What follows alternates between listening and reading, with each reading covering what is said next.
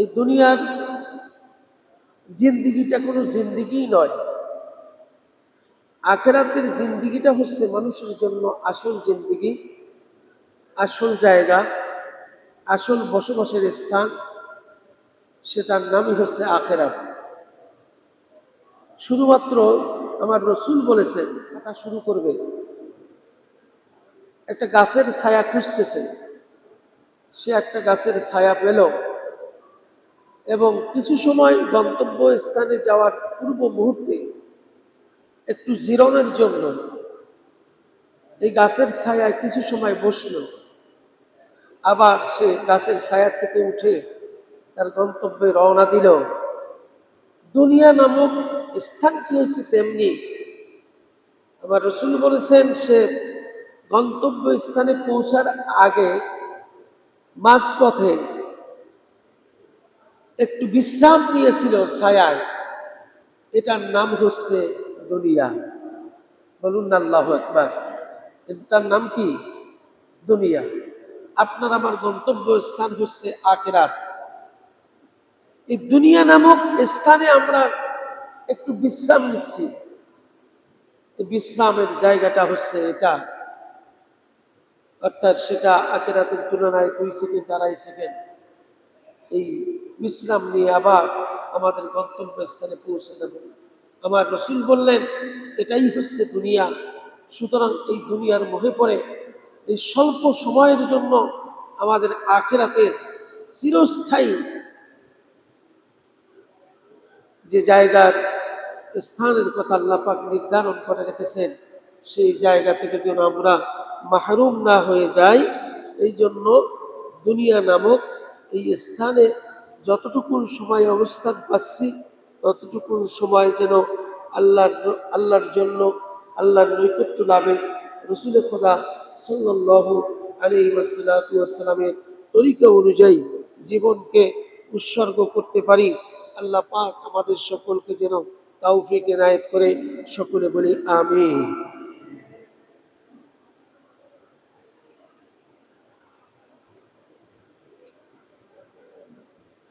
পবিত্র মাহে রমজানের আজকের হচ্ছে জুমাতুল বেদা,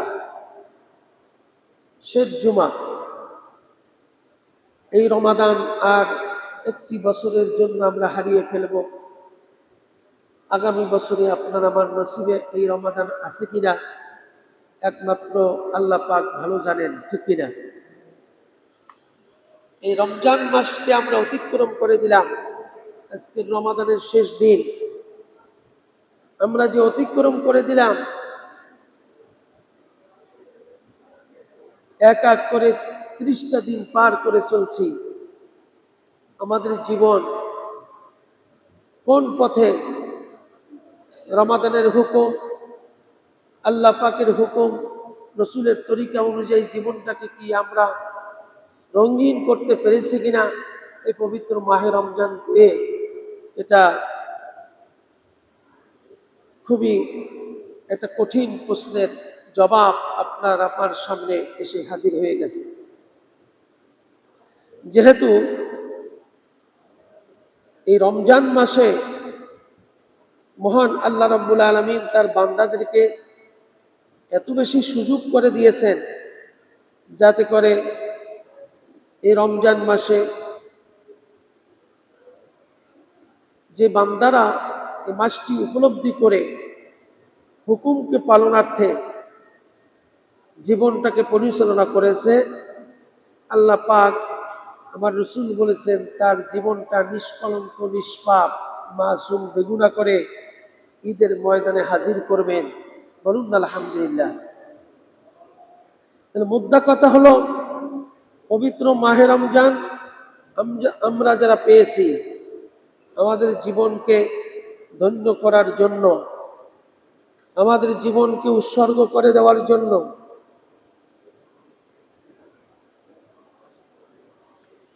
আমরা যে কতটুকু ইবাদতের মধ্যে শামিল হতে পেরেছি, জীবনটাকে উৎসর্গ করতে পেরেছি, সেটা আজকের প্রশ্নের জবাব আমাদের প্রত্যেককেই নিতে হবে। রাসূল খোদা সাল্লাল্লাহু আলাইহি ওয়াসাল্লাম তিনি বললেন, আন্না জিবরাইল আলাইহিস সালাতু ওয়াস সালাম আরাদানি ফাকালা বা'দা মান আদরাকা রমাদান ফালাম ফালাম ইউগফার লাহু কুনতু। তিনি বললেন, আমি বা'দা মান যাকারতা ইনদাহু ফালাম ইউসাল্লি আলাইকা, তিনি বললেন ফাকুনতু আমিন। ক্বালা বা'দা মান আদরাকাল ইয়াউম মান আদরাকাল বাওয়াই ওয়াল কিবারু ইনদাহু আও আহাদুহুমা ফালাম ইউদখিলাহুল জান্নাহ, তিনি বললেন কুনতু আমিন। আমার রাসূল সাল্লাল্লাহু আলাইহি ওয়াসাল্লাম তড়িঘড়ি করে মসজিদ নববীতে ঢুকলেন এবং মিম্বারের উপর উঠে বসলেন। তিনি বললেন আমিন, আবার একটু পরেই তিনি বললেন আমিন, আবার একটু পরেই তিনি বললেন আমিন। সাহাবা কেরাম আজমাইনরা আল্লাহর রাসূল যখন এটা বলে আবার মিম্বার থেকে নেমে গেলেন, সাহাবা কেরাম আজমাইনরা জড়িয়ে ধরলেন, হে আল্লাহর রাসূল, এ পর্যন্ত যত কিছু আমরা দেখেছি, আজকের মতো এই দৃশ্য তো আর এই অবস্থা তো আমরা কোনো সময় দেখি নাই এবং শুনিও নাই। আপনি মিম্বারে উঠলেন, আমিন বললেন, আবার একটু পরে আমিন বললেন, আবার একটু পরে আমিন বললেন, এভাবে এই দৃশ্য তো আর কখনো আমরা দেখি নাই। আল্লাহ রাসূল সাল্লাল্লাহু আলাইহি ওয়াসাল্লাম বললেন, আন্না জিবরাইল আলাইহিস সালাতু ওয়াস সালাম, নিশ্চয়ই আমার কাছে জিবরাইল আমিন আলাইহিস সালাতু ওয়াস সালাম এসেছেন। তিনি এসে তিনি বললেন, ফাকালা বা'দা মান আদরাকা রমাদান ফালাম ইউগফার লাহু। আমি বললাম কুলতু আমিন। জিবরাইল আমিন আলাইহিস সালাতু ওয়াস সালাম উপস্থিত হয়ে আমাকে বললেন, হে আল্লাহর রাসূল, যে ব্যক্তি রমজান মাস পেল অথচ তার গুনাহ মাফ করাতে পারল না, সে বিতাড়িত হোক। আমি বললাম আমি। বলুন আল্লাহু আকবার। জিবরাইল আলাইহিস সালাতু ওয়াস সালাম এসে আল্লাহর রাসূলকে মেম্বারে বসালেন এবং তিনি তিনটা কথা বলছেন। কয়টা কথা? জিবরাইল আমিন তিনটা কথা বললেন আমার রাসূলকে। প্রথমত বললেন, হে রাসূল, যেই ব্যক্তি রমজান মাস পেল কিন্তু সে তার গুনাহকে মাফ করাতে পারল না, সে বিতাড়িত হয়ে যান। আল্লাহ রাসূল বলছেন আমিন। তার মানে এটাই বাস্তব কথা। আমার রাসূল যেখানে আমিন বলেছেন, আল্লাহ তুমি কবুল করো, ওই ব্যক্তিদের জন্য ঠিকই কবুল হয়ে গেছে, সে আল্লাহ রাসূল থেকে বিতাড়িত হয়ে গেছে। যেই ব্যক্তি রমজান পেল কিন্তু রোজাগুলি পালন করলো না, কিয়ামতের ময়দানে আমার রাসূল তার থেকে অনেক দূরে থাকবেন এবং বিতাড়িত করে দিবেন। বলুন না নাউজুবিল্লাহ। আল্লাহ রাসূলের হাদিস, রোজা না রেখে সুস্থ সবল থাকা অবস্থায়, সামর্থ্য শক্তি সাহস থাকা অবস্থায় যেই ব্যক্তি রোজা রাখবে না, খোদার কসম কিয়ামতের ময়দানে আমার রাসূল তাকে সুপারিশ করবে না। যেহেতু জিবরাইল আমিন বলছেন, নিশ্চয়ই যেই ব্যক্তি রোজা পেল আর রোজা পেয়ে সে রোজা পালন করলো না, সেই ব্যক্তি আল্লাহ রাসূল থেকে বিতাড়িত হয়ে গেল। আমার রাসূল বলছেন আমিন। তার মানে এটাই সত্য, আমার রাসূলের আমিন বলাটাই সত্য। ওই ব্যক্তি কোনোদিন পশ্চিমকালেও কিয়ামতের ময়দানে আমার রাসূলের সুপারিশ পাবে না। রাসূল তার থেকে বিতাড়িত, তার আল্লাহ রাসূল থেকে ওই ব্যক্তি বিতাড়িত হয়ে যাবে। এটার নামই হচ্ছে আমার রাসূলের আমিন বলা। বলুন না সুবহানাল্লাহ। দ্বিতীয় নম্বরে আমরা জিবরাইল আলাইহিস সালাতু ওয়াস সালাম বললেন, বা'দা মান যাকারতা ইনদাহু ফালাম ইউসাল্লি আলাইকা। আমার রাসূল বললেন ফাকুলতু আমিন। হে রাসূল, জিবরাইল বলল, হে রাসূল, আপনার নাম শোনার সাথে সাথে যেই ব্যক্তিরা দরুদ পড়ে না ওই ব্যক্তিরা হলো শুনলো আপনার নাম, কিন্তু আপনার নাম শুনলো কিন্তু দরুদ পড়লো না, ওই ব্যক্তিরা আমার থেকে বিতাড়িত হয়ে যাবে, তার সুপারিশ কবুল হবে না। আল্লাহর রাসূল ওই ব্যক্তিদেরকে সুপারিশ করবে না। আমার রাসূলের নাম শোনার সাথে সাথে যারা বলবে না সাল্লাল্লাহু আলাইহি ওয়াসাল্লাম, আল্লাহ রাসূলের নাম শুনেছেন, অনেকে আঙ্গুলে চুমা খায়, ফু দিয়া চুমা খাইয়া চোখ মুছে, এটার দলিল দুর্বল দলিল। কেউ কেউ বলেছে এটা করলে পরে চোখের জ্যোতি বাড়ে, কিন্তু আমার রাসূল বলছেন যেই ব্যক্তি, জিবরাইল আমিন এসে বলল হে রাসূল আপনার নাম শোনার পরে যেই ব্যক্তি দরুদ পড়ল না সেই ব্যক্তি বিতাড়িত হয়ে যা। আওয়াজ দিয়ে বলি নাউজুবিল্লাহ। অর্থাৎ আমার রাসূলের নাম হচ্ছে মুহাম্মদ আহমদ সাল্লাল্লাহু আলাইহি ওয়াসাল্লাম। আওয়াজ দিয়ে বলেন সাল্লাল্লাহু আলাইহি ওয়াসাল্লাম। আপনি সুমা খাইলেন কি খাইলেন না এটার কোনো শক্ত কোনো দলিল নাই, আর এটার দ্বারা ফায়দা হয়তো আপনার নিজের হতে পারে, কিন্তু আল্লাহ রাসূলের নাম শোনার পরে যেই ব্যক্তি দরুদ পড়বে না সাল্লাল্লাহু আলাইহি ওয়াসাল্লাম, এটা হচ্ছে দরুদের মধ্যে সবচেয়ে ছোট দরুদ। এই দরুদটা যখন আমরা না পড়ব কিয়ামতের ময়দানে ওই ব্যক্তিদেরকে আল্লাহ রাসূল সুপারিশ করবে না। আওয়াজ দিয়ে বলি নাউজুবিল্লাহ। আল্লাহ পাক আমাদের এর থেকে বাঁচিয়ে রাখুন, সকলে বলে আমিন। এই জন্য দ্বিতীয় নম্বরে জিবরাইল আমিন একথা শুনিয়ে দিলেন, হে রাসূল আপনার নাম শোনার পরে যেই ব্যক্তিরা দরুদ আদায় করবে না তারা কিয়ামতের ময়দানে বিতাড়িত হবে, আপনার থেকে তারা সুপারিশ গ্রহণ করতে পারবে না। আমার রাসূল বলছেন আমিন, তার মানে এটাই সত্য, এটাই হচ্ছে মূল কথা, এটাই আমার রাসূলের ওয়াদা। তৃতীয় নম্বরে আমার রাসূল সাল্লাল্লাহু আলাইহি ওয়াসাল্লামকে সম্বোধন করে জিবরাইল আমিন আলাইহিস সালাতু ওয়াসসালাম তিনি বললেন মান আদরাকা আবাওয়াইহিল কিবারু ইনদাহু আও আহাদুহুমা ফালাম ইউদখিলাহুল জান্নাহ। হে রাসূল তার পিতামাতা, কোন ব্যক্তি তার পিতামাতাকে পেল কিন্তু ওই পিতামাতা পাওয়ার পরেও ওই সন্তান জান্নাতে প্রবেশ করতে পারল না, এমন সন্তান যদি হয়ে থাকে সে আপনার থেকে বিতাড়িত হয়ে যাবে। আমার রাসূল বললেন আমিন। তার মানে হলো আপনার পিতামাতা আপনি পেয়েছেন কিন্তু পিতামাতার খেদমত করতে পারলেন না, পিতামাতার হুকুম মাফিক জীবন গড়তে পারলেন না, পিতামাতার আপনার কল্যাণের জন্য আপনার কিছু করা হলো না, পিতামাতার ভালো এবং খায়ের করতে গিয়ে আপনার কোনো কিছুই অবদান রইল না। বিষয়টি যদি এমন হয়, আমার রাসূল সাল্লাল্লাহু আলাইহি ওয়াসাল্লামকে সম্বোধন করে জিবরাইল আমিন বলল যেই ব্যক্তিরা তার পিতামাতাকে পেল কিন্তু ওই পিতামাতার থেকে জান্নাত ক্রয় করতে পারলো না, ওই ব্যক্তিরা ধ্বংস হয়ে যাক। আওয়াজ দিয়ে বলি নাউজুবিল্লাহ। আপনার আমার পিতামাতা বেঁচে আছে কিন্তু পিতামাতাকে খেদমতের মাধ্যমে আমি জান্নাত কুড়াতে পারলাম না, জান্নাতের অবদানিত হতে পারলাম না, জান্নাতের মালিক হতে পারলাম না। আল্লাহ রাসূল সাল্লাল্লাহু আলাইহি সাল্লামকে জিবরাইল আমিন বললেন সে বিতাড়িত হয়ে যায়, সে কি হয়ে যায়? বিতাড়িত হয়ে যায় আল্লাহ রাসূল থেকে।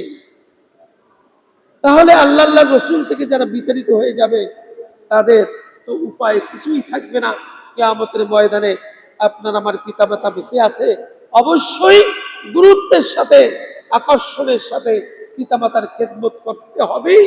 এটা আমার রাসূলের কওল। রাসূল যেখানে আমিন বলেছেন, জিবরাইল আমিন বলছেন তোমার পিতামাতা পাই না, যারা পিতামাতা পেল না তার জান্নাতের অধিকারী হতে পারল না, সে ধ্বংস হোক, বিতাড়িত হয়ে যায়। আমার রাসূল কিন্তু সেখানে বলছেন আমিন।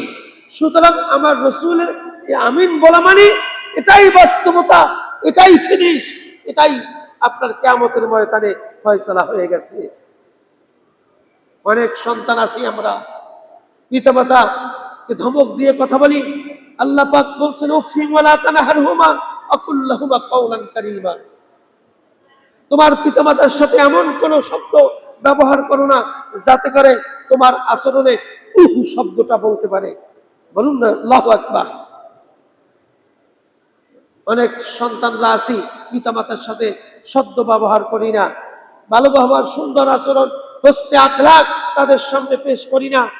এই সন্তানরা কিয়ামতের ময়দানে ধ্বংসপ্রাপ্ত হয়ে যাবে, আল্লাহ রাসূল থেকে বিতাড়িত হয়ে যাবে। জিবরাইল আমিন বলেছেন, আমার রাসূল আমিন বলেছে। আল্লাহু আকবার। সুতরাং রমজান মাস এলো, দুনিয়ার এই জমিনে বসে অবশ্যই আমাদেরকে আল্লাহর হুকুমকে পালনার্থে রাসূলের তরিকা অনুযায়ী জীবন গঠন করার মধ্য দিয়ে আমাদেরকে পথ অতিক্রম করতে হবে। আমাদের জীবনটা সংকীর্ণ, খুবই স্বল্প সময়। আমরা শুধুমাত্র এই দুনিয়াতে বিশ্রাম নেওয়ার জন্য একটু সময় গাছের ছায়ার মতো বসতে শুরু করেছি, আবার গন্তব্য স্থানে আমরা চলে যাব। আমাদের গন্তব্য হচ্ছে আখিরাত। আমাদের গন্তব্য কোথায়? আখিরাত। এই দুনিয়া নামক স্থানটা হচ্ছে একটু বিশ্রাম নেওয়ার জায়গা। শুধুমাত্র বিশ্রাম নিতে আমরা বসেছি। এই বিশ্রাম নিতে গিয়ে অট্টালিকা করি, আমরা মানুষ হত্যা করি, মানুষের সম্পদ আমরা ভক্ষণ করি, জোর জুলুম করে আমরা নিজেরা পেট পুরাই। এভাবে অল্প সময়ের জন্য আমাদেরকে ছেড়ে দিল। এই অল্প সময়ের মধ্যে কত জুলুম না করি, কত অন্যায় না করি, কত অপরাধ না করি, কত চুরি না করি, কত ডাকাতি না করি, কত সাদাবাজি না করি, কত দান্দাবাজি না করি, কত দুর্নীতি না করি, কত সুদ ঘুষের মধ্যে লিপ্ত হয়ে যাই নাকি, ঠিক কিনা? অথচ 2 সেকেন্ড 2.5 সেকেন্ডের এই জায়গার মধ্যে অবস্থান নিয়ে এত কিছু আমরা করে ফেলতেছি। আল্লাহ পাক এই জন্য খুবই রাগান্বিত হবে কিয়ামতের ময়দানে, যে তোমাদেরকে যে সময় দিয়েছিলাম সেই সময়টা তুমি পার করে দিলে অযথা আমার হুকুমের পরিপন্থী অবস্থায়, আমার রাসূলের তরিকার বিপরীতে। সুতরাং তোমার সময়ের জবাব আমার সামনে আজকের পেশ করো। সেই দিন কিন্তু আল্লাহ পাক যে সময় দিয়েছিল সেই সময়ের হিসাব আমরা যদি না দিতে পারি, কিয়ামতের ময়দানে আমাদের কিন্তু বাঁচার কোনো উপায় থাকবে না। রমজান মাস পেলেন, নামাজ পড়তে পারলেন না, রোজা রাখতে পারলেন না, যাকাত দিতে পারলেন না, ধনী গরিবের হক আদায় করতে পারলেন না, পাড়া প্রতিবেশীর হক আদায় করতে পারলেন না, এর চেয়ে আর বদনসিব কিছুই হতে পারে না। জিবরাইল প্রথমেই বলেছেন, যেই ব্যক্তি রোজা পেল, রোজা পাওয়ার পরে তার গুনাহ মাফ করাতে পারলো না, তার চেয়ে হতভাগা আর কেউ হতে পারে না। আফসোসের বিষয়, আমাদের মাঝে অনেক মানুষ আছে 12 বছর পূর্ণ হওয়ার পরে, 20 বছর, 30 বছর, 40 বছর পর্যন্ত বয়স হয়ে গেছে, আজও পর্যন্ত রোজাগুলি আমরা রাখতে সক্ষম হচ্ছি না। এমন মানুষ আছে কি নাই? অথচ সুস্থ সবল, আল্লাহর হুকুম যে রোজা রাখা ফরজ, এই ফরজটাকে গুরুত্ব না দিয়ে রোজার মধ্যে পানাহারে লিপ্ত ছিল। আমার রাসূল বলেছেন, জিবরাইল আমিন বলেছেন, এরা বিতাড়িত হবে, ধ্বংসপ্রাপ্ত, এরা অভিশপ্ত। সুতরাং এদেরকে কিয়ামতের ময়দানে সুপারিশ করবে না আমার রাসূল সাল্লাল্লাহু আলাইহি ওয়াসাল্লাম।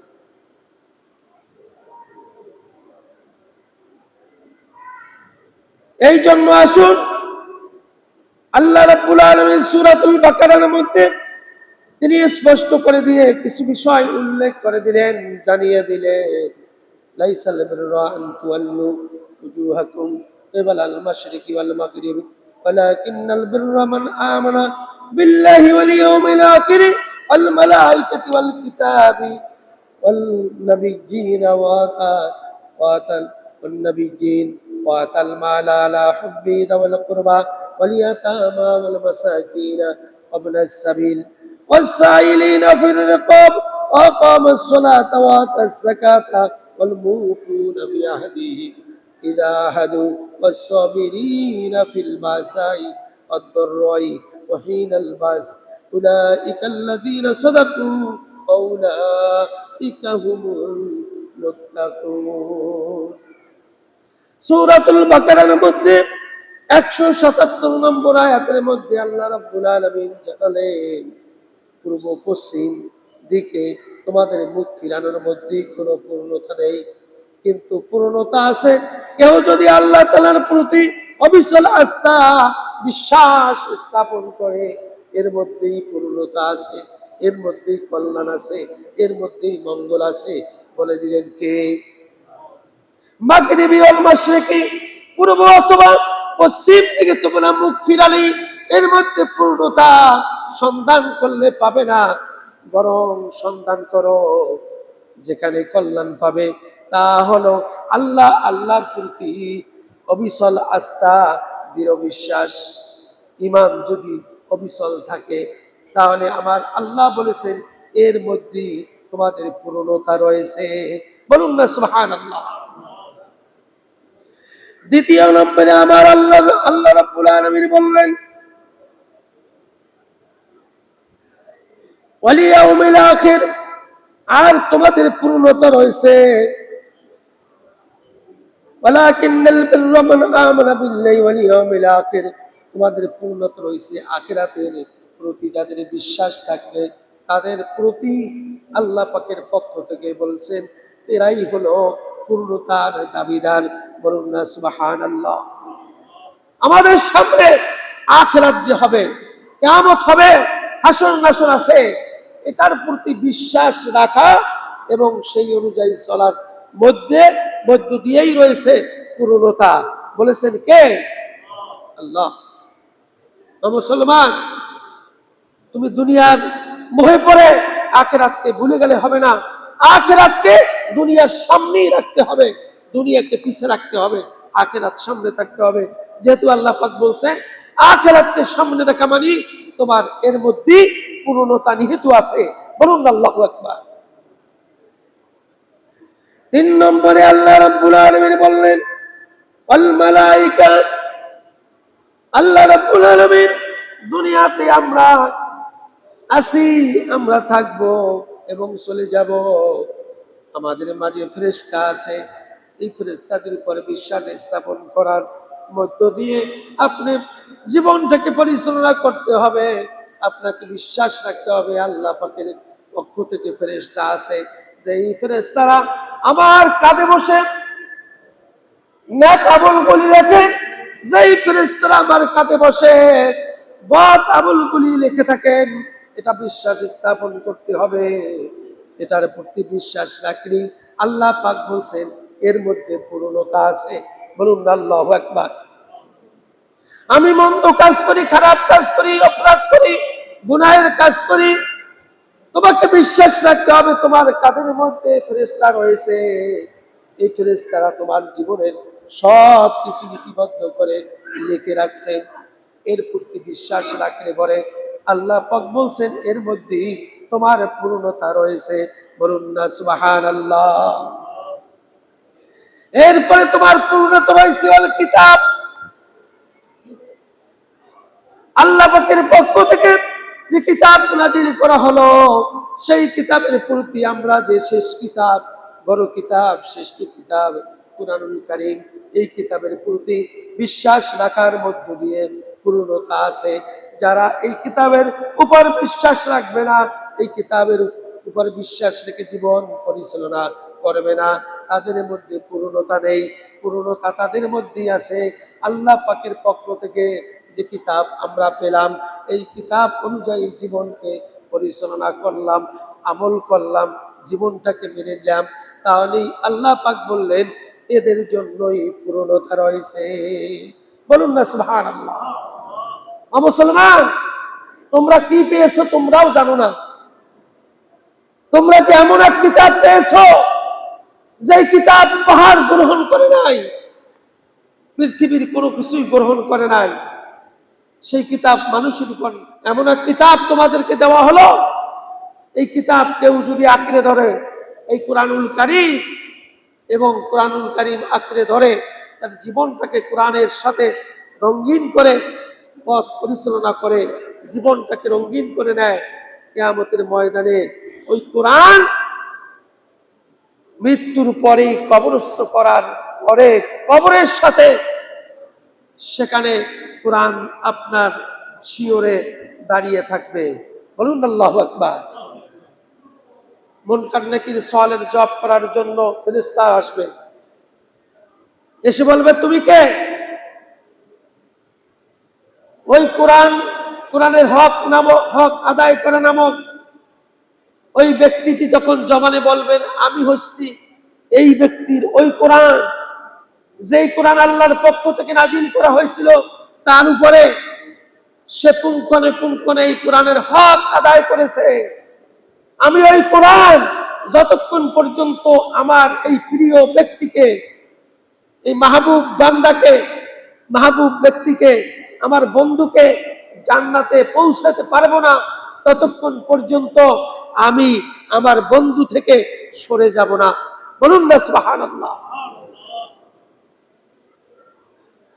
ও মুসলমান, তোমরা এমন এক কিতাব পেয়েছো, এই কোরআনকে আঁকড়ে ধরলে পরে তোমার সাথে এই কোরআন সাথী হবে কবর থেকে কবর, মিজান, পুলসিরাত, হাসর, নাসর, সর্ব জায়গায় কোরআন তোমাকে জান্নাতে পৌঁছানো না পর্যন্ত তোমার থেকে সরে যাবে না। বলুন আল্লাহু আকবার। সেই কোরআন নাজিল হলো এই রমজান মাসে। কি মাসে? রমজান মাসে। শাহরু রমাদান আল্লাযী উনজিলা ফীহিল কোরআন হুদাল লিন-নাস। রমজান মাসে কোরআন নাজিল করেছেন আল্লাহ পাক মানুষের হেদায়েতের জন্য। বলুন না সুবহানাল্লাহ। আমরা যদি হেদায়েত না নিতে পারি এর চেয়ে বদনসিব আমাদের জন্য আর কিছুই থাকবে না। এই জন্য আল্লাহ রাব্বুল আলামিন চতুর্থ নম্বরে বললেন হলো কিতাব। কিতাবের প্রতি, কোরআনের প্রতি বিশ্বাস স্থাপন করার মধ্য দিয়ে তোমাদের পূর্ণতা আছে, তার আমলের মধ্য দিয়ে পূর্ণতা রয়েছে। এরপর রয়েছে তোমাদের জন্য পূর্ণতা, কল্যাণ, মঙ্গল। যে নবী এবং রাসূলরা দুনিয়াতে এসেছেন, প্রত্যেক নবী রাসূলের জমানায় যারা ছিল, নবী রাসূলদের আনুগত্য করার মধ্য দিয়ে, অনুসরণ করার মধ্য দিয়ে যারা পথ অতিক্রম করেছে তারাই পূর্ণতা লাভ করেছে। বলুন আল্লাহু আকবার। আমরাও আমাদের আখেরি নবী, আমাদের থেকে আর নবী আসবে না, সুতরাং আমাদের কিয়ামত পর্যন্ত নবী একজন থাকবেন, তিনি হচ্ছেন আখেরি পয়গম্বর হুজুর পাক সাল্লাল্লাহু আলাইহি ওয়াসাল্লাম। এই নবীর উম্মত হিসাবে নিজেদেরকে যদি পেশ করার মধ্য দিয়ে, আমার রাসূলকে অনুকরণের মধ্য দিয়ে জীবনকে পথ অতিক্রম করতে পারি, আল্লাহ পাক বলছেন এর মধ্যেই তোমাদের কল্যাণ এবং পূর্ণতা রয়েছে। বলুন না সুবহানাল্লাহ। এরপরে আল্লাহ রাব্বুল আলামিন বললেন ওয়া তালমালা আলা হুব্বিহি যাওয়াল কুরবা। 6 নম্বরে আমার আল্লাহ রাব্বুল আলামিন তিনি জানিয়ে দিলেন ওয়া তালমালা আলা হুব্বি যাওয়াল কুরবা ওয়াল ইয়াতামা ওয়াল মাসাকিন ওয়াবনাস সাবিল। আমার আল্লাহ রাব্বুল আলামিন স্পষ্ট করে দিয়ে তিনি বললেন যে তোমাদের জন্য পূর্ণতা রয়েছে, পূর্ণতা রয়েছে মহব্বতে, যাদের সাথে আত্মীয়তার মহব্বত রয়েছে, আত্মীয়তার বন্ধন রয়েছে, আত্মীয়তার সাথে সুসম্পর্ক রয়েছে, তাদের জন্যই পূর্ণতার হুকুম সামনে পেশ করলেন আমার আল্লাহ। ঠিক কিনা? আপনার আমার আত্মীয় স্বজন আছে, তাদের সাথে সুসম্পর্ক, ভালো সম্পর্ক, ভালো মুআমালাত থাকার জন্য হুকুম করেছেন কে? আত্মীয়তার বন্ধন ছিন্ন করা যাবে না, আত্মীয়তার সাথে সুসম্পর্ক বজায় রাখার জন্য হুকুম করেছেন আমার আল্লাহ রাব্বুল আলামিন। যারা আত্মীয়তার বন্ধনে আবদ্ধ থাকবে, আল্লাহ পাক বললেন তারাই হচ্ছে কল্যাণকর, পূর্ণতার অধিকারী। এটা আমার কোনো কথা নয়, বলে দিয়েছেন কে? মুসলমান, আত্মীয়তার সাথে ভালো সম্পর্ক, সুসম্পর্ক আমাদেরকে রাখতে হবে। 7 নম্বরে আমার আল্লাহ রাব্বুল আলামিন বললেন ওয়াতাল মাল ওয়াল ইয়াতামা, অর্থাৎ এতিমদেরকে যে হক আদায় করেছে, এতিমদের হক যারা আদায় করবে তাদের জন্যই রয়েছে পূর্ণতা। অর্থাৎ এতিম যারা, তাদের হক আদায় যারা করবে না, সে পূর্ণতার অধিকারী, কল্যাণের অধিকারী, মঙ্গলের অধিকারী হতে পারবে না। ওই ব্যক্তিরাই মঙ্গলের, কল্যাণের, পূর্ণতার অধিকারী হতে পারবে যারা এতিমের হক পুরাভাবে আদায় করে দিয়েছে। বলুন আল্লাহু আকবার। আপনার আমার মাঝে যদি কেউ এতিম থাকে, এতিমের হক পূর্ণভাবে আদায় করবেন, আল্লাহ পাক বলছেন এর মধ্যেই রয়েছে তোমার জন্য কল্যাণ, মঙ্গল, পূর্ণতা। বলুন না সুবহানাল্লাহ। 8 নম্বরে বলেছেন ওয়াল মাসাকিন, মিসকিন অভাবগ্রস্তদেরকে তুমি যদি সাহায্য করো, অভাবগ্রস্তদেরকে যদি তুমি অভাব দূর করার জন্য সহযোগিতা করো, আল্লাহ পাক বলছেন এর মধ্যে তোমার জন্য রয়েছে পূর্ণতা, মঙ্গল, কল্যাণ, খায়ের। বলে দিয়েছেন কে? তুমি সমাজে বসবাস করো, তুমি অর্থ সম্পদের মালিক আছো, তোমার আশেপাশে অনেক মানুষ গরিব আছে, মিসকিন আছে, ফকির আছে, তাদেরকে সহযোগিতা করলে পরে আল্লাহ পাক বলছেন তুমি পূর্ণতার কাজটাই তুমি করলে, তুমি মঙ্গলের কাজ করলে, তুমি কল্যাণের কাজ করলে।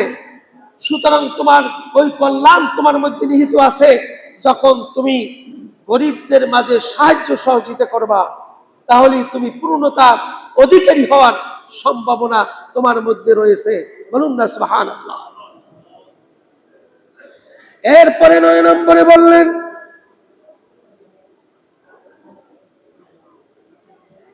আপনার সাবিল, যেই ব্যক্তিরা সফর করতে করতে, পথ অতিক্রম করতে করতে আপনার বাড়ির সামনে এসে সন্ধ্যা হয়ে গেল, ওই ব্যক্তি গন্তব্য যেতে পারছে না, থাকার কোনো জায়গাও নেই, তিনি তার কথা শুনলেন, শোনার পরে তাকে জায়গা করে দিলেন, তাকে সুযোগ করে দিলেন, থাকার জন্য অবস্থান করে দিলেন। আল্লাহ পাক বলছেন এমন কোন যদি কাজ তোমরা করো, তাহলে ওই কাজের মধ্যেই রয়েছে পূর্ণতা। বলুন না সুবহানাল্লাহ। এই জন্য সফরকারীদেরকে ভালোবাসবেন, মহব্বত করবেন, তাদের দোয়া কবুল করেন। যারা সফর অবস্থায় থাকে তাদেরকে থাকতে দিবেন, খাইতে দিবেন, আল্লাহ পাক খুশি হবেন। আল্লাহ পাক বলছেন এই কাজটির মধ্যে পূর্ণতা নিহিত আছে। বলুন না সুবহানাল্লাহ। এরপরে আল্লাহ পাক 10 নম্বরে বললেন ওয়াসাইলিন, সাহায্য প্রার্থী, সুয়ালকারী, যারা ভিক্ষা চায়, সাহায্য চায়, হাত পাতে, অসহায় অবস্থায়, কোনো কুল কিনারা না পেয়ে এতিম মিসকিন ফকির আপনার ধারে এসে হাত পেতে দিল, ওই ব্যক্তিদেরকে খালি হাতে ফিরাবেন না, তাদেরকে সহযোগিতা করলে পরে আল্লাহ পাক বলে দিয়েছেন তোমরা যেন পূর্ণতার কাজটি করলে, কল্যাণের কাজটি করলে, মঙ্গলের কাজটাই তোমরা করে ফেললে। হুকুমটা কার? একটা মানুষ হাত পেতেছে, আমাকে সাহায্য করুন, সহযোগিতা করুন। আপনি বাজারে গেছেন, বউয়ের জন্য শাড়ি কিনেছেন, গহনা কিনেছেন, 10-20 হাজার টাকা, একটা শাড়ির মধ্যে দেখা গেছে 5,000 টাকা লাভ করেছে। শর্মে আপনি বলতে পারেন না, যেহেতু লাভ যতই বেশি হোক আপনি টাকা দিয়ে, যেহেতু আপনি সাহেব দোকানের মধ্যে ঢুকছেন, সাহেবের কাছে 10,000 শাড়িটাকে 20,000 চেয়েছে, কেমনে আপনি 20,000 শাড়ি চাওয়াটাকে কেমনে 15,000 বলেন? এই শর্মে পড়ে গেছেন, 20,000 শাড়ি 20,000 টাকা দিয়েই আপনি নিয়ে এসেছেন। এমনটি হয় না? কিন্তু আপনার সামনে একটা ব্যক্তি হাত পাতলো, আমাকে কিছু সাহায্য করুন, আমি অভাবগ্রস্ত, মিসকিন, ক্ষতিগ্রস্ত, অর্থ সম্পদহীন, আমাকে কিছু সাহায্য করুন। তাকে বললেন মাফ করে দাও, আছে না? মাফ করেন, এইভাবে মাপ বলে তাকে দূরাইয়ে দেওয়া হয় না। এই কাজটা করবেন না। আপনার সামর্থ্য অনুযায়ী আপনার সামনে যে ব্যক্তি হাত পেতেছে যা যতটুকুন পারেন ততটুকুন আল্লাহ রাস্তায়, আল্লাহর হুকুম, এটা আল্লাহর রাস্তা। সাইলিন শব্দটা কার? আল্লাহ। এটা আল্লাহ পাকের হুকুমের কথা। সায়েল যারা করে, সুয়াল যারা করে, যারা মাঙ্গে, হাত পাতে, ভিক্ষা করে, তাদেরকে যতটুকুন পারেন ততটুকু দাঁড়িয়ে তাদেরকে সহযোগিতা করবেন। আল্লাহ পাক বলছেন এর মধ্যেই রয়েছে পূর্ণতা, এর মধ্যেই রয়েছে কল্যাণ, এর মধ্যেই রয়েছে মঙ্গল। বলে দিয়েছেন কে? আল্লাহ। এরপরে 11 নম্বরে বললেন আফির রিকাব, দাস চাকর গোলাম মুক্তির জন্য অর্থ দান করলে পরে অথবা মুক্তি করে দিলে পরে এর মধ্যে পূর্ণতা আছে। আপনার দাস দাসী রমজান মাসে, রমজানের এই রোজা রাখার কারণে আপনার দাসীরা, আপনার কর্মচারীরা তাদের কাজকে হালকা করে দিলেন, তাদের কর্ম 8 ঘন্টার জায়গায় 6 ঘন্টা করে দিলেন, তাদের কর্মকে 10 ঘন্টার জায়গায় 6 ঘন্টা করে দিলেন, তাদেরকে কর্ম থেকে একটু তাদেরকে সান্ত্বনা দেওয়ার জন্য রোজা রাখার কারণে সুযোগ করে দিলেন। আল্লাহ পাক বললেন এর মধ্যেই রয়েছে পূর্ণতা। বলুন না সুবহানাল্লাহ। কোন চাকর বাকর দাস দাসী যারা থাকবে, রমজান মাস পেয়েছে, রমজান মাসে আপনি তাদেরকে কাজের চাপ কমিয়ে দিলেন। আল্লাহ পাক বললেন তুমি কল্যাণের কাজ করলে, পূর্ণতার কাজ করলে, মঙ্গলের কাজ করলে, এর মধ্যেই রয়েছে পূর্ণতা নিহিত। বলুন না সুবহানাল্লাহ। এরপরে আল্লাহ পাক বললেন ওয়াকামাস সালাত, যারা নামাজ আদায় করে, নামাজের মধ্যে লিপ্ত হয়, ওই ব্যক্তিরাই হলো, তাদের জন্য কোনো কল্যাণ নাই, মঙ্গল নাই, খায়ের নাই, পূর্ণতাও নেই। আল্লাহ পাক বললেন যারা নামাজ আদায় করবে তাদের জন্যই সমস্ত পূর্ণতার দ্বার উন্মুক্ত করে দেওয়া হলো। বলুন আল্লাহু আকবার। ও মুসলমান, 5 ওয়াক্ত নামাজ আদায় করবা। রমজান মাস আসছে, নামাজ পড়ছো, আর ঈদের দিন পর থেকে রমজান শেষ, আর নামাজের মধ্যেও নাই। আছে কি নাই? আছে কি নাই? ডেক সেট, বড় বড় ড্রাম সেট, ডেক সেট বাড়ির মধ্যে ঢুকাবে ঈদের রাত্রে, ঢুকাইয়া ঈদের দিন সকাল থেকে ড্রাম সেট, ডেক সেট এত জোরে বাজাবে পুরা এলাকা গরম করে ফেলবে। আছে কি নাই?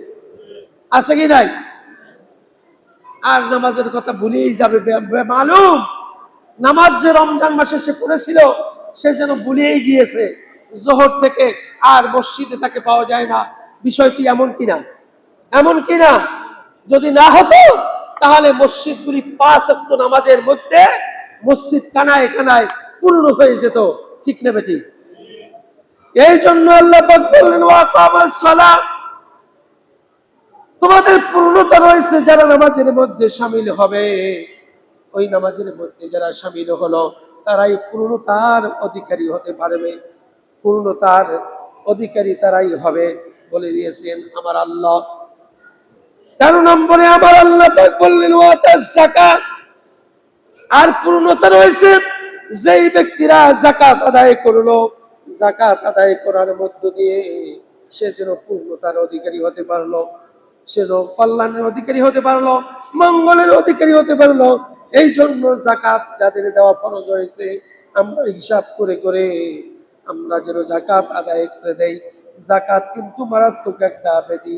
কিয়ামতের ময়দানে আপনার জন্য জাহান্নামী করে দেওয়ার জন্য এই যাকাত আপনার সামনে হাজির হয়ে যাবে। যাকাত যারা দিবে না আপনার বিরুদ্ধে ওই সম্পদ কিয়ামতের ময়দানে আল্লাহর কাছে নালিশ দিতে থাকবে। ওই সম্পদের কারণে কিয়ামতের ময়দানে জাহান্নামী হয়ে যেতে হবে যাকাত না দেওয়ার কারণে। 14 নম্বরে আল্লাহ রাব্বুল আলামিন পূর্ণতা বলেছেন আল মুফুনা বিআহদিহিম, প্রতিশ্রুতি পূর্ণতা দানকারী যেই সমস্ত মানুষরা মানুষের মাঝে প্রতিশ্রুতি দিয়েছে, এই প্রতিশ্রুতিগুলি যদি পালন করা হয় তাহলে আল্লাহ পাক বললেন ওই ব্যক্তিরা পূর্ণতার অধিকারী হতে পারলো, কল্যাণের অধিকারী হতে পারলো, মঙ্গলের অধিকারী হতে পারলো। আওয়াজ দিয়ে বলি আল্লাহু আকবার।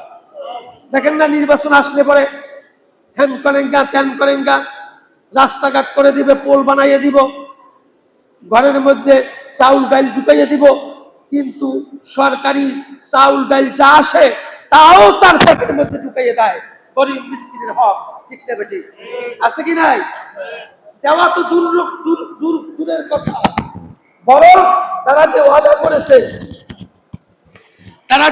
করেছে এই ওয়াদা পূরণ তো দূরের কথা, তাদের উপর যে রাষ্ট্রীয় সম্পদ হিস্সা এতিম মিসকিন গরিব অসহায় মানুষের মাঝে যে রিলিফ এসেছিল, সেই রিলিফ গুলাও তারা বক্ষণ করে ফেলে ওই চেয়ারম্যান, মেম্বার, এমপি, মন্ত্রীরা।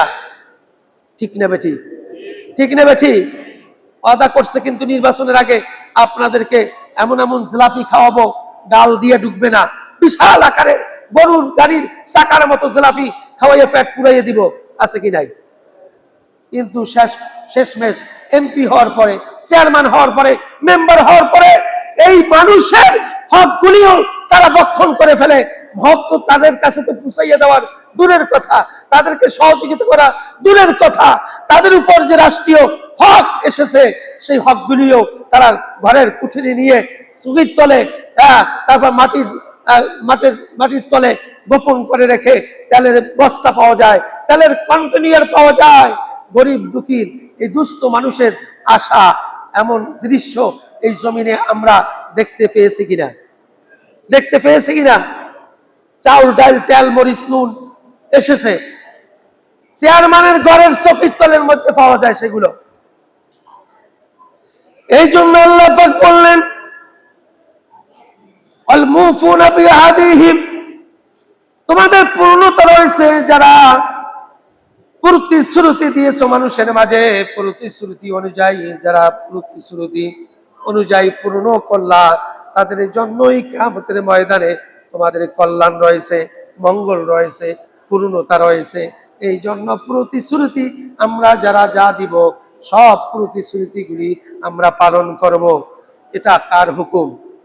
আল্লাহ পাকের হুকুম।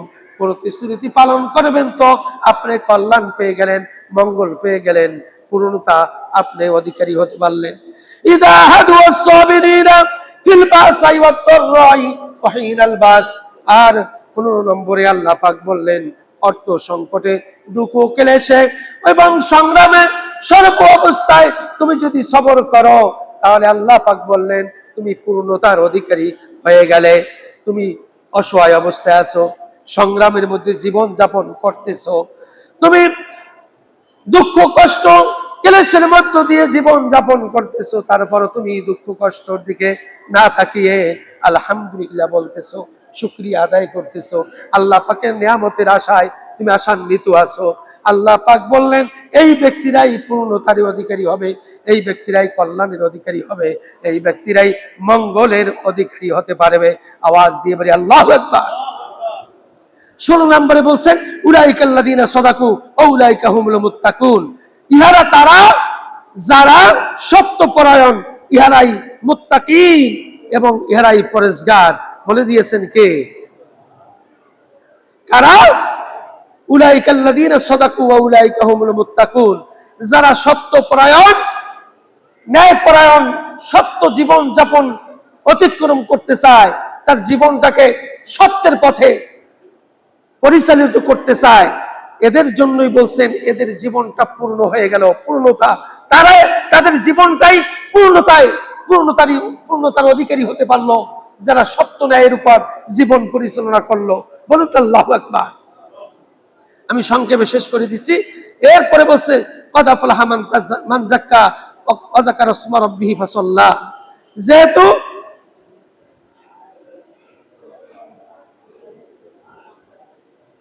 পবিত্রতার মধ্যে জীবন যাপন করা, যাকাত আদায়ের মধ্যে পবিত্রতা অর্জন করা, নামাজ আদায়ের মধ্যে জীবনকে পবিত্র করে নেওয়া, এর মধ্যেই কল্যাণ নিহিত আছে।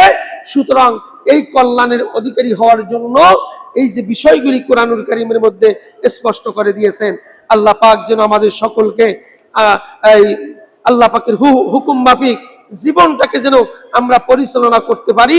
আওয়াজ দিয়ে বলি আমিন। আজকের জুমাতুল বেদা, রমজানের শেষ জুমা, আগামী বছর আমরা এই জুমা পাবো কিনা আমাদের জানা নাই, ঠিক কিনা? এই রমজানের একেবারে শেষ প্রান্তে এসে অন্তত জুমাতুল বেদায় তওবা করে নেই। যারা রোজাগুলি রাখি নাই, আজকে তওবা করবো। হে আল্লাহ, আমার বয়স 12 বছর পূর্ণ হওয়ার পরে আমি 40 বছর 50 বছর বয়স, আমি রোজা ভঙ্গ করেছি, তোমার হুকুম পালন করতে পারি নাই। হে আল্লাহ, আমি বুঝতে পারি নাই, তুমি জুমাতুল বেদার ওসিলায় হলেও আমাকে মাফ করে দাও। আগামী বছর তুমি যদি হায়াত রাখো আমি রোজাগুলি পালন করব।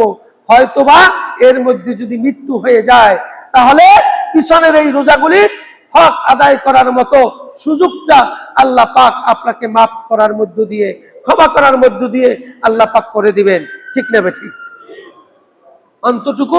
অতটুকু অন্তত এই নিয়তটা আমরা করতে পারি। হে আল্লাহ, আমি গুনাহ করেছি, অপরাধ করেছি, অন্যায় করেছি, রোজা ফরজ ছিল আমি পালন করতে পারি নাই, তুমি আমাকে মাফ করে দাও। হে আল্লাহ, আগামী বছর আমি রোজাগুলি রাখবো। অন্তত এই কথাটা বলি, হয়তো এর উসিলায় হলেও আল্লাহ পাক মাফ করে দিতে পারেন, ঠিক নেবে ঠিক? এই জুমাতুল বেদা, আগামীকাল ঈদুল ফিতর, খুশির দিন, ঈদের জামাত হাজী ক্যাম্পের ময়দানে অনুষ্ঠিত হবে। আপনারা সমবেত ভাবে আসবেন।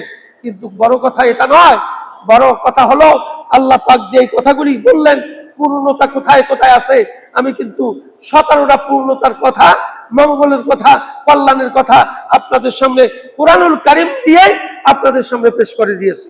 এই জন্য প্রত্যেকটা পূর্ণতার কাজ যেখানে আছে সেই কাজগুলি আমাদের জীবদ্দশায় আমরা যেন পালন করতে পারি।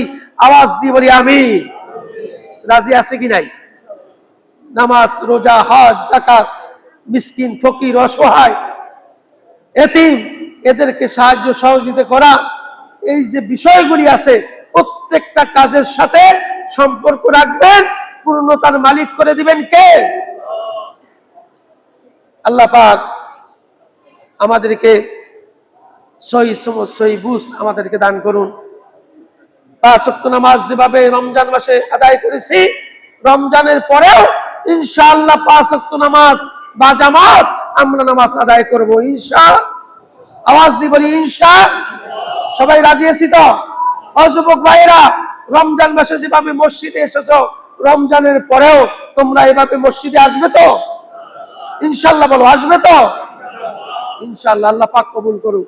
আওয়াজ দিয়ে বলে আমিন।